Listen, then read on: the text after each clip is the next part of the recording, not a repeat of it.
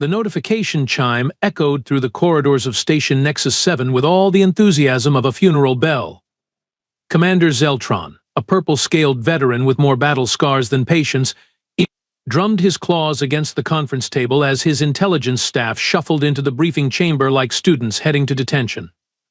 "All right, settle down, you overpaid desk jockeys," Zeltron growled, his three eyes scanning the room with practiced irritation. "We've got a new species to evaluate, and Command wants a full threat assessment by tomorrow."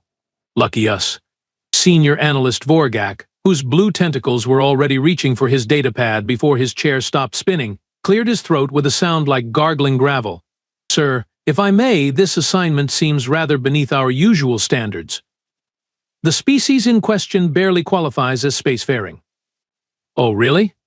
Zeltron leaned back in his chair, which creaked ominously under his bulk. "Enlighten us, Vorgak. What exactly are we dealing with here?" Vorgak's tentacles danced across his tablet with practiced efficiency. "The species calls themselves humans, sir. A third planet from a yellow dwarf star in what they call the Milky Way.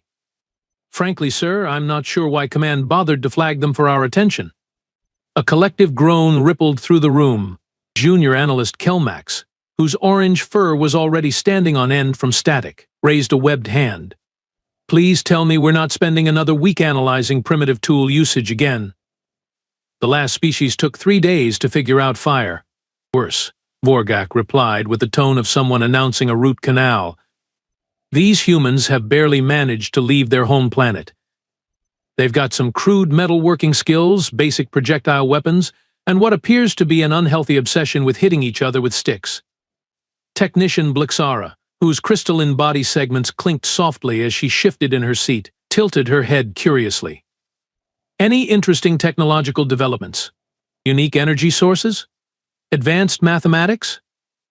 "Well," Vorgak paused, scrolling through his notes. "They have discovered nuclear fission, which is impressive for a species that still fights wars with chemical explosives. Though honestly, their application of it seems rather limited."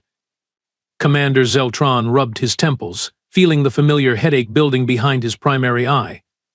"So we're looking at another primitive civilization that discovered Boom Boom before they figured out basic space travel? Fantastic. What's Command's interest level?" "Minimal, sir. Standard observation protocols. They want us to review their conflict history for baseline aggression metrics, then file the usual no immediate threat report." The room fell silent except for the hum of the environmental systems and the occasional click of claws on datapads.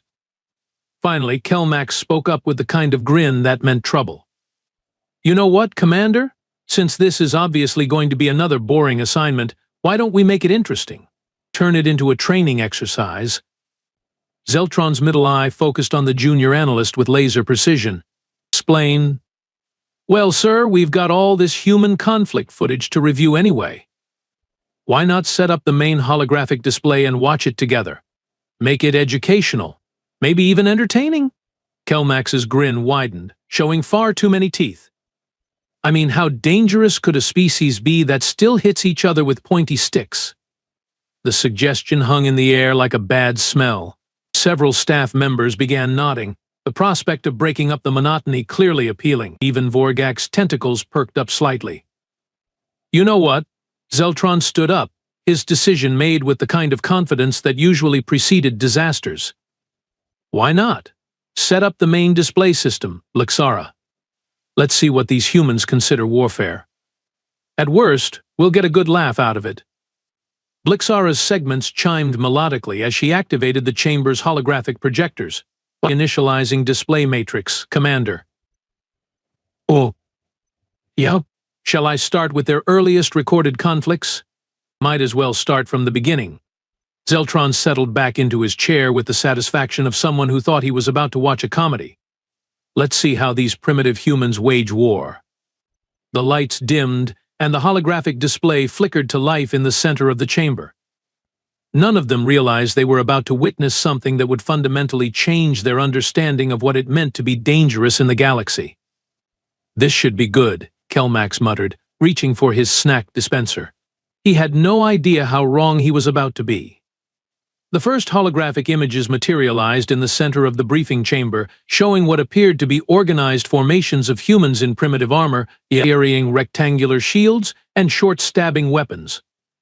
The scene depicted a Roman legion advancing across an open field toward another group of humans wielding longer swords and painted shields. "Oh, this is precious," Kelmax immediately burst out laughing, his orange fur rippling with amusement. "Look at them. They're literally just running at each other with pointy metal sticks." Vorgak's tentacles swayed with what passed for chuckling among his species. Notice the complete lack of energy weapons, kinetic barriers, or even basic tactical shields. They're relying entirely on primitive metallurgy and what appears to be shouting. The footage showed the two human armies colliding with a crash of metal on metal, shields splintering, and warriors falling. The aliens watched with the kind of detached amusement typically reserved for watching children play with toys. "Pause it there, Blixara." Commander Zeltron pointed at the frozen image of a Roman legionnaire driving his gladius into an enemy warrior. "Vorgak, what's your analysis of their combat effectiveness?" "Utterly barbaric, sir. They're using crude iron implements to puncture each other's organs. No finesse, no technology, just brute force and sharp edges. It's like watching animals fight over territory." Technician Blixara's crystal segments chimed with what sounded suspiciously like laughter. "The casualty rates must be astronomical. How does a species survive with such inefficient combat methods?" "Apparently by breeding faster than they can kill each other," Kelmax snorted, reaching for another handful of nutritional pellets. "Resume playback, Blixara. Let's see more of this comedy show." The display shifted to show Viking longships beaching on a foreign shore, warriors in horned helmets charging into villages with axes and swords raised high. The aliens' amusement reached new heights as they watched humans wielding double-headed axes, howling battle cries while setting buildings ablaze. Now this is entertainment. Kelmax was practically bouncing in his seat. They're not even trying to be strategic. It's just pure aggression and property destruction. "The tactical sophistication of a meteor impact," Vorgak agreed, his tentacles writhing with mirth. "Notice how they prioritize intimidation over efficiency. Those horned helmets serve no protective purpose whatsoever." The footage continued, showing various ancient battles, gladiatorial combats, and tribal warfare. Each scene brought fresh waves of laughter and commentary from the intelligence staff. Humans seemed to excel at finding new and creative ways to harm each other with increasingly elaborate weapons, but always maintaining the same fundamental approach of direct physical confrontation. "Fast forward to something more recent," Zeltron suggested, wiping moisture from his eyes. "Let's see if they've evolved any actual tactics." The display jumped ahead several centuries, showing medieval siege warfare. Massive stone castles dominated the landscape while armies surrounded them with crude catapults and siege towers. The laughter in the room began to quiet as the aliens watched humans constructing elaborate wooden machines designed to breach fortified walls. "Well, that's slightly more sophisticated," Vorgak admitted, though his tone still carried amusement. "They've at least figured out basic engineering principles." The siege footage showed months of warfare, with attacking armies maintaining their positions despite constant harassment from defenders. Humans died by the thousands, yet the attacks continued relentlessly, day after day, season after season. "Wait," Blixara's chiming became more subdued. "How long has this particular siege been ongoing?" Vorgak checked his data. "According to the historical records, approximately 14 months. 14 months? Kelmax's laughter faltered slightly. "They've been sitting outside those walls for over a year. Why haven't they just given up and moved on to easier targets?" The footage showed human attackers constructing increasingly elaborate siege engines, digging tunnels under walls, and launching everything from stones to diseased animal carcasses over the battlements. The defenders responded with boiling oil, flaming arrows, and their own creative methods of destruction. This is unusually persistent behavior. Vorgak's tentacles had stopped their amused swaying. Most species would have calculated the resource expenditure and moved on to more profitable ventures. "Maybe they're just too stupid to quit," Kelmax suggested, but his voice lacked its earlier confidence. The siege footage continued, showing the eventual breach of the walls and the brutal sack of the city that followed. The aliens watched in growing silence as humans poured through the gaps, fighting room by room, building by building, with the same relentless determination they had shown during the siege itself.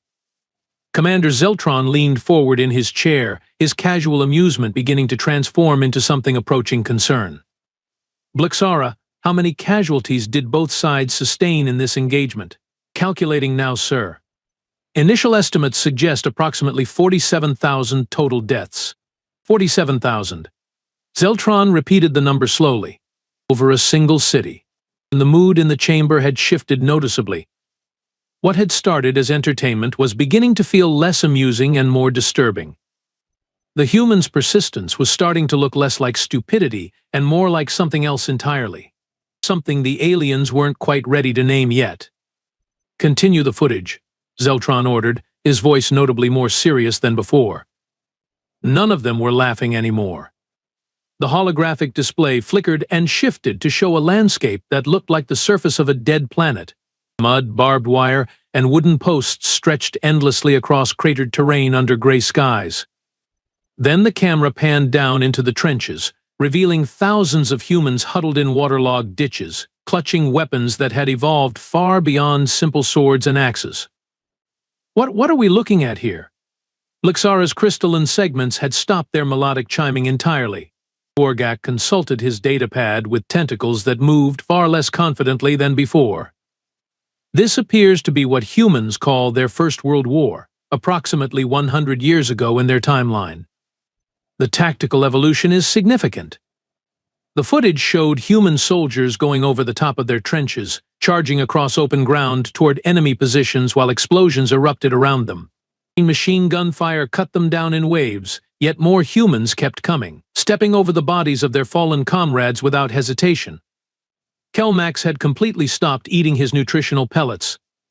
His orange fur lay flat against his skin as he stared at the display in growing horror. They're running directly into automatic weapon fire. That's suicide. Resume playback, Commander Zeltron ordered, though his voice had lost all traces of its earlier casual authority. The display showed artillery bombardments that turned entire landscapes into moonscapes. Shells the size of small vehicles exploded with devastating force, throwing dirt, debris, and human body parts hundreds of meters into the air. Yet somehow, humans continued to occupy these hellish battlefields for months, even years at a time.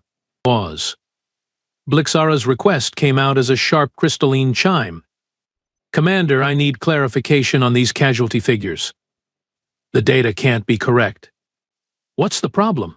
Zeltron asked, though he wasn't sure he wanted to know the answer. According to the historical records, this single conflict lasted 4 years and resulted in approximately 16 million human deaths. That's more than the total population of most civilized worlds. The briefing chamber fell completely silent except for the hum of the environmental systems. Even that seemed louder now, like the universe itself was holding its breath. 16 million, Vorgak repeated slowly, his tentacles hanging limp at his sides. In 4 years. Over territorial disputes that could have been resolved through standard diplomatic channels. The footage continued, showing gas attacks that turned the air itself into a weapon. Humans stumbled through yellow clouds that burned their lungs and skin, many collapsing where they stood, while others pressed forward wearing primitive masks that barely qualified as protection. They're poisoning the atmosphere, Kelmax whispered, his voice barely audible. They've made the air itself deadly, and they're still fighting in it. Continue, Zeltron commanded, though his hands were gripping the arms of his chair hard enough to leave claw marks. The display jumped forward in time, showing an even more devastating conflict. Tanks rolled across battlefields while aircraft engaged in aerial combat overhead. Cities burned as bombers dropped payloads that could level entire districts. But it was the footage from the Pacific Theater that truly broke the aliens' composure. Human soldiers fought through tropical jungles, volcanic islands, and coral atolls with a ferocity that made their earlier conflicts look restrained. They threw themselves at fortified positions defended by other humans who fought with equal determination, neither side giving quarter. Pause the footage, Blixara requested again, her segments now emitting a high-pitched whine of distress. "I need to verify these atmospheric readings. Are those nuclear detonations?" The display showed the mushroom clouds rising over Hiroshima and Nagasaki, the devastating power of atomic weapons unleashed for the first time in warfare. The aliens watched in stunned silence as entire cities vanished in balls of nuclear fire. "They've weaponized stellar fusion," Vorgak stated with the tone of someone announcing the end of the world. "A species that was using chemical explosives 50 years earlier has figured out how to harness the power of stars." Junior analyst Threx, a quiet amphibian who hadn't spoken since the briefing began, suddenly stood up from his chair. His green skin had turned a sickly yellow color. "Commander, I need to submit a transfer request." "Immediately?" "Sit down, Threx," Zeltron snapped, but there was no real authority in his voice anymore. "Sir, with all due respect, I signed up to analyze civilizations, not whatever this is." Threx's voice shook as he gestured at the display showing the nuclear aftermath. These humans dropped artificial suns on their own planet, on cities full of their own species. "The casualty estimates for this second global conflict," Blixara announced in a voice like breaking glass, "are approximately 70 million deaths." 70 million. The number hung in the air like a toxic cloud. Kelmax slowly pushed his snack dispenser away from himself, his appetite apparently gone forever. "They went from 16 million deaths to 70 million deaths in the span of 25 years. That's not evolution, that's escalation. And they survived it," Vorgak added quietly. "Not only survived, but continued to advance technologically. The nuclear weapons that ended this conflict became the foundation for even more powerful weapons." Commander Zeltron was gripping his chair so hard that the metal was beginning to bend under his claws. His three eyes were fixed on the display showing the mushroom clouds, his expression a mixture of fascination and growing dread. "Show me their current military capabilities," he ordered. "Sir, are you sure that's advisable?" Blixara asked. "Show me." The display shifted to modern human warfare, and that's when the real horror began. The holographic display shifted to show footage that made the previous wars look almost quaint by comparison. Dark figures moved through a city at night, their movements precise and coordinated, visible only through enhanced imaging technology that turned darkness into green-tinted clarity. "What are we watching now?" Blixara asked, though her crystalline voice had developed a tremor that made her segments rattle softly. "Modern human special operations," Vorgak replied, his tentacles moving frantically across his datapad. "These appear to be elite combat units conducting what they term surgical strikes in urban environments." The footage showed human soldiers moving through buildings with weapons that fired with barely audible whispers, eliminating targets with mechanical precision. They communicated through hand signals and electronic devices, coordinating attacks across multiple floors simultaneously. "They're fighting in complete darkness," Kelmax observed, his orange fur now permanently flattened against his skin. "How are they navigating? How are they identifying targets?" "Enhanced optical systems," Vorgak answered after consulting his readings. "They've developed technology that allows them to see in conditions that would blind most species. They've literally adapted their warfare to function in environments where normal combat is impossible." Commander Zeltron leaned forward, his three eyes tracking the movements of the human soldiers with professional interest that was rapidly being overtaken by professional concern. "Show me their environmental adaptations." The display obliged, shifting through footage of human combat operations in deserts where temperatures reached lethal extremes, Arctic conditions that would freeze most species solid, jungle environments so dense that visibility was measured in meters, and mountainous terrain at altitudes that would cause oxygen deprivation in most intelligent life forms. "They fight everywhere," Technician Moxar, a reptilian analyst who had been silent until now, spoke up with obvious disbelief. "Underwater, underground, in atmospheric conditions that would kill them without protective equipment. There's no environment they consider unsuitable for warfare." The footage showed human frogmen conducting underwater demolitions, tunnel rats fighting in confined underground spaces, paratroopers jumping from aircraft into hostile territory, and mountain warfare specialists conducting operations at altitudes where the air was too thin to breathe normally. "Pause the display," Vorgak requested, his tentacles now moving in agitated spirals. I need to run some calculations on their adaptation protocols. The room waited in tense silence while Vorgak worked. The only sounds were the clicking of his data entry and the increasingly labored breathing of several staff members who were having difficulty processing what they'd witnessed. The results are disturbing, Vorgak finally announced. Humans have developed specialized combat techniques for literally every environment on their planet and several off-planet conditions. Desert warfare, Arctic operations, jungle combat, urban fighting, mountain warfare, underwater operations, underground tunnel systems, and high-altitude combat. They've even developed tactics for fighting in zero gravity. Zero gravity? Blixara's segments clinked together nervously. They're preparing for space warfare? Apparently they consider it inevitable, Vorgax replied grimly. But that's not the worst part. I've been calculating their casualty-to-effectiveness ratios across all these environments. Commander Zeltron asked, though his tone suggested he didn't really want to know. In every single environment, no matter how hostile, no matter how unsuited to their biology, humans maintain operational effectiveness rates that exceed what we would consider possible. They don't just adapt to hostile conditions, they thrive in them. Analyst Krex, an insectoid specialist in xenobiology, suddenly stood up from his workstation. His compound eyes were reflecting the holographic light in a way that suggested extreme agitation.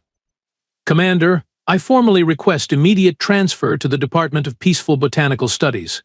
Denied, Zeltron snapped automatically. Sir, with respect, I've spent my career analyzing predator species across 17 different star systems. I've never encountered anything like this. These humans don't just fight in hostile environments. They seek them out. They train in them. They improve their combat effectiveness by deliberately placing themselves in conditions that should kill them. The footage resumed, showing human soldiers training in simulated combat scenarios that recreated every conceivable form of warfare. Underwater combat training, high-altitude warfare exercises, urban combat in mock cities designed to replicate enemy territory, survival training in environments that would challenge the hardiest species in the galaxy. They're not just adapting to fight in these conditions, Moxar observed with growing horror. They're specifically training to fight other humans who are equally adapted. They're preparing to fight themselves. Show me their current weapons technology, Commander Zeltron ordered, his voice now carrying the weight of someone who had moved far beyond simple concern. The display shifted to show human weapons that bore little resemblance to the primitive swords and muskets from earlier footage. Precision-guided munitions that could eliminate single targets from vast distances, electronic warfare systems that could disable entire enemy communications networks, and weapons that could level city blocks while leaving adjacent buildings untouched. The technological advancement curve is unprecedented, Vorgak reported, his tentacles now moving in patterns that indicated extreme stress. They've gone from throwing rocks to precision orbital bombardment in less than 10,000 years. Most species take 50,000 years to achieve similar technological integration. Analyst Yendrix, a peaceful herbivore species representative, slowly raised one of her 6 arms. Commander, I don't think I'm qualified for this type of analysis. Perhaps I should transfer to the Department of Agricultural Development. Permission granted, Zeltron replied immediately, apparently having given up on maintaining his staff. Sir. Blixara's crystalline voice was now producing harmonics that indicated severe stress. I've been reviewing their current global military expenditures. They're spending approximately 2 trillion of their monetary units annually on weapons development. That's more than most civilizations spend on their entire infrastructure. 2 trillion, Zeltron repeated slowly, on weapons, while they're supposedly at peace. That's the truly terrifying part, sir, Vorgak added quietly. According to their own records, they currently consider themselves to be in a relatively peaceful period. This is what human restraint looks like. The briefing chamber had grown noticeably emptier as more staff members found excuses to leave or submitted transfer requests. Those who remained sat in stunned silence, staring at the holographic display showing human military capabilities that defied every assumption they'd made about primitive species. Commander Zeltron looked around at his decimated staff and realized they hadn't even gotten to the really disturbing part yet. The final footage began innocuously enough. Human astronauts floating in what appeared to be a training facility, practicing movement in zero-gravity conditions. Commander Zeltron's remaining staff watched with the weary resignation of beings who had already seen too much. "At least this looks peaceful," Kelmax muttered, though his orange fur remained stubbornly flat against his skin. "Just some basic space exploration training." That optimism lasted exactly 47 seconds. The display showed the same astronauts, still in zero gravity, now wielding weapons specifically designed for combat in vacuum conditions. They moved through mock spacecraft corridors, practicing room-to-room clearing techniques in an environment where a single puncture could kill everyone aboard. "No," Blixara's crystalline segments began producing a high-pitched whine. "No, no, no. They're not just exploring space. They're preparing to fight wars in space." The footage showed human astronauts training with weapons that fired projectiles designed to disable enemy spacecraft without breaching hulls, grappling techniques for hand-to-hand combat in zero gravity, and tactical maneuvers for boarding hostile vessels. Every movement was practiced, efficient, and utterly terrifying in its implications. "They haven't even established permanent colonies beyond their home system," Vorgak observed with the tone of someone witnessing the impossible. "And they're already developing combat doctrines for interplanetary warfare." Senior communications analyst Thrix, who had somehow survived the gradual exodus of staff members, suddenly stood up and began gathering his personal belongings. "That's it. I'm done. I quit. I resign. I formally request immediate transfer to any department that doesn't involve studying species that weaponize vacuum." "Thrix, sit down," Zeltron ordered, but his voice lacked any real conviction. "Sir, they're training to fight in an environment that kills most life forms instantly. They're not just adapting to space, they're adapting to kill other beings in space. And the worst part? They're probably going to be really good at it." 4 more analysts stood up simultaneously, their resignation requests already prepared on their datapads. "Sir," Junior Technician Plex spoke up from his workstation, his voice barely a whisper, "I've been monitoring their global communications during this briefing. Would you like to know what humans are discussing while we watch their military capabilities?" "Do I have a choice?" Zeltron replied grimly. "They're debating whether they should send more relief supplies to disaster victims, arguing about environmental protection policies, and sharing pictures of small domestic animals on their communication networks. Sir, they genuinely believe they're a peaceful species." The briefing chamber fell into absolute silence. The remaining staff members stared at the holographic display showing human space combat training while processing the information that these same beings considered themselves peaceful. "Peaceful," Vorgak repeated slowly. "They consider themselves peaceful while maintaining enough weapons to sterilize their own planet 17 times over. And while training for wars that don't exist yet," Kelmax added, his voice hollow with disbelief. Commander Zeltron stood up slowly, his 3 eyes fixed on the display where human astronauts continued their zero-gravity combat exercises with casual proficiency. When he spoke, a cheery, his voice carried the weight of a career intelligence officer who had just discovered that everything he thought he knew about galactic threats was laughably inadequate. "Effective immediately, Species File Human Terra Sol 3 is reclassified from primitive observation to extreme threat level Alpha." He paused, looking around at his remaining staff. "All personnel are hereby restricted to passive observation protocols only. No direct contact, no intervention, no communication attempts of any kind." "Sir," Blixara asked quietly, "what should we tell Command about our assessment?"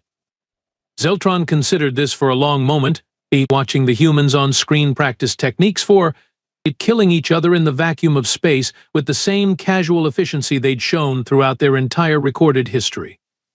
"Tell them we've encountered a species that considers global thermonuclear warfare an acceptable conflict resolution method.